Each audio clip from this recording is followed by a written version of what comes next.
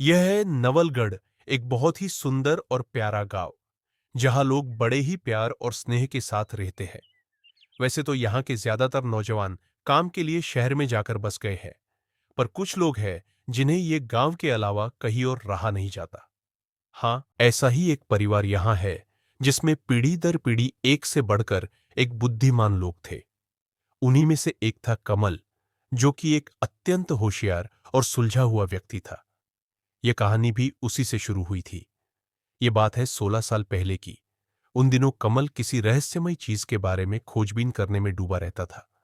दिन रात बस किताबों में खोया रहता।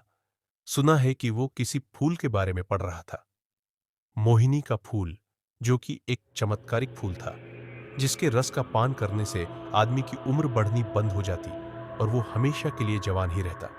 इससे पहले भी कई लोग वो फूल को ढूंढने की नाकाम कोशिश कर चुके थे। सुना है कि वह फूल जंगल में ऐसी जगह पर है जहां एक चुड़ैल की डेरा है। जो भी वहां गया वह उस चुड़ैल के हाथों मारा गया।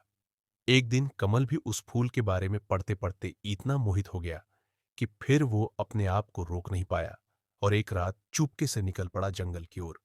उसकी उत्सुकता इतनी बढ़ चुकी थी कि देखते ही देखते वो जंगल के उस भाग तक पहुंच गया जहां वो फूल था। वहां खड़ा होकर वो चारों ओर ढूंढने लगा। तभी ऊह का ध्यान एक चमकती हुई चीज ने अपनी ओर खींचा। पास जाकर देखा तो वह और कुछ नहीं बल्कि मोहिनी का फूल था। कमल ने फटाक से उस फूल की ओर अपना हाथ बढ़ाया और जैसे वो उसे तोड़ने ही वाला था, स्विंगल अचानक चारों ओर धुआं छाने लगा और देखते ही देखते कमल भी उस धुएं में गायब हो गया। उसका कुछ पता नहीं लग पाया और वो भी रहस्य बन गया। साल दर साल बीतते गए, पर कमल का कुछ पता नहीं चला और यह कमल का लड़का भी अब 16 साल का हो चुका था। उसका नाम कमल ने ही आर्य रखा था। आर्य भी अपने पिता की तरह ही अत्यंत ही बुद्धिमान था। आए दिन कुछ ना कुछ नई खोजबीन में लगा रहता था।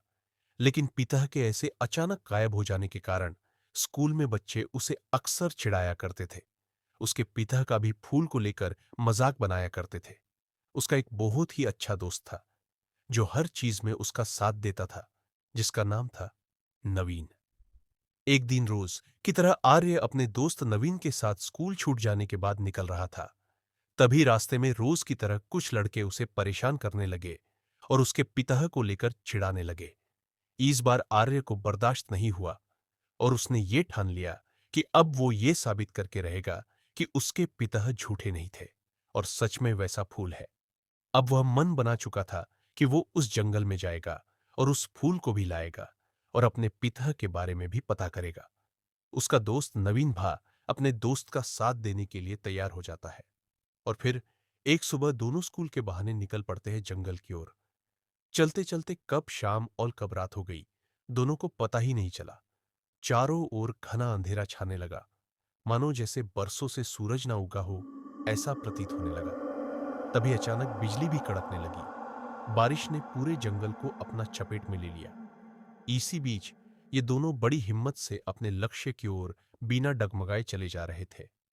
थोड़ी ही देर में बारिश भी रुक गई और दोनों एक बहुत ही रहस्यमय जगह पर पहुंचे, जिसके चारों ओर देखा तो सब कुछ अत्यंत मायावी और जादुई लग रहा था। लेकिन कुछ अजीब अजीब आवाजें भी सुनाई दे रही थी। तब दोनों को समझ आ गया कि वे अब अपने लक्ष्य से ज्यादा दूर नहीं है। थोड़ा आगे चलने के बाद एक अत्यंत चमकती हुई रोशनी ने उनका ध्यान अपनी ओर खींचा और दोनों मोहित होकर उस रोशनी की ओर बढ़े।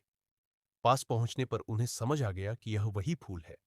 बिना कोई देर किए आर्य ने अपना हाथ आगे बढ़ाया और उस फूल को हल्के से डाली से निकाला और दानव खुश हो ही रहे थे। तभी अचानक वहां धुआं छाने लगा और अचानक जोर से किसी के चीखने की आवाज आई। दोनों के आंखों के सामने धुआं छा गया।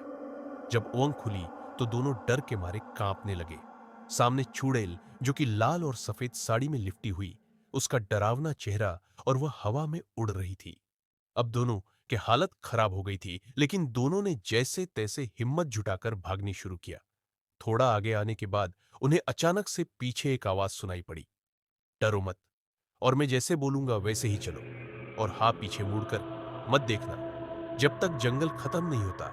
दोनों ने वैसे ही किया और देखते ही देखते वे जंगल के बाहर पहुंच गए और उनसे रहा नहीं गया और उन्होंने पीछे की ओर नजर घुमाई और देखा तो वह आर्य के पिता कमल की आत्मा थी। कमल बोला, मुझे तुम पे गर्व है बेटी, और हाँ, इस फूल की शक्तियों का अच्छे के लिए ही इस्तेमाल करना। इतना कहकर कमल अचानक हवा में कहीं गायब हो गया और दोनों लड़के सही सलामत गांव पहुंच जाते हैं।